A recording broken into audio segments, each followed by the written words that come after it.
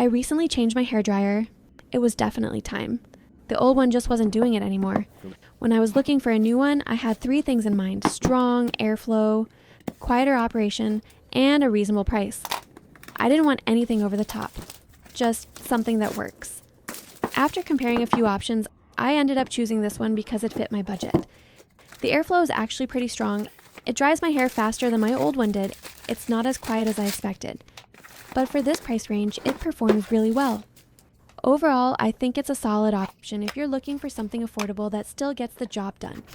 And if you've tried something better or have other recommendations, let me know in the comments.